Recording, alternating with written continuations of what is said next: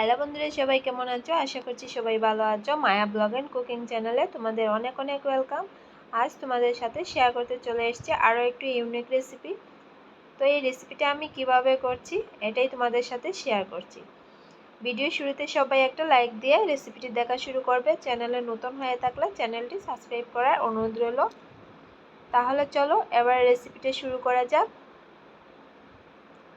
এখানে দেখো আমি রেসিপিটা করার জন্য 250 গ্রাম ফ্রেশ ভুজিয়া ধুয়ে পরিষ্কার করে জলটা ভালো করে ঝরিয়ে নিয়েছি। জলটা কিন্তু ভালো করে ঝরাতে হবে। এবারে এর মধ্যে আমি অ্যাড করে নিচ্ছি বড় সাইজের দুটো পেঁয়াজ কুচি, দিয়ে দিচ্ছি এবারে আদা আর রসুন বাটা, দিয়ে দিলাম কিছুটা পরিমাণ কাঁচা লঙ্কা কুচি, দিয়ে দিচ্ছি ধনিয়া পাতা কুচি, এবারে দিয়ে দিচ্ছি 2 চামচ বেসন, 1 চামচ কর্নফ্লাওয়ার।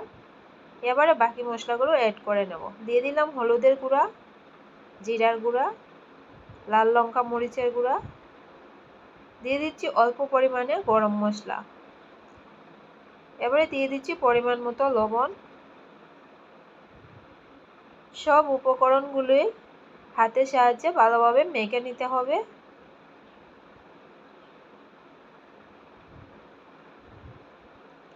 তো দেখো এখানে আমার উপকরণগুলো ভালোভাবে মেশানো হয়ে গেছে। এবারে আমি 5 মিনিটের মতো রেখে দিলাম। আর এখানে দেখো একটা প্যান বসিয়ে আমি তেলটা অনেকক্ষণ আগেই গরম করে রেখেছি। এবারে একে একে এর মধ্যে পকোড়াগুলো দিয়ে দিচ্ছি।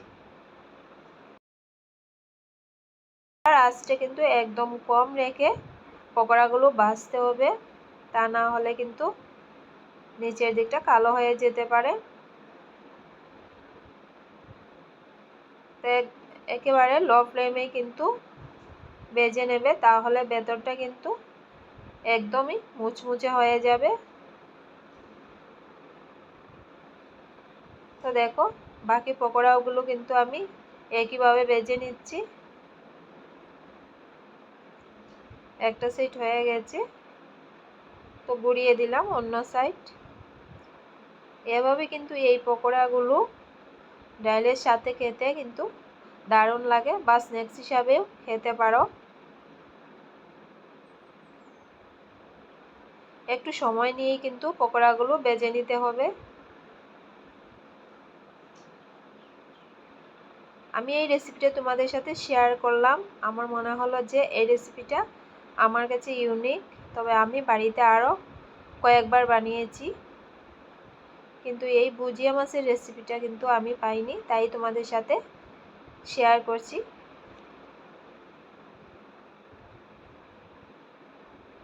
তো দেখো কথা বলতে বলতে কিন্তু আমার পকোড়াগুলো একদম ভাজা হয়ে গেছে।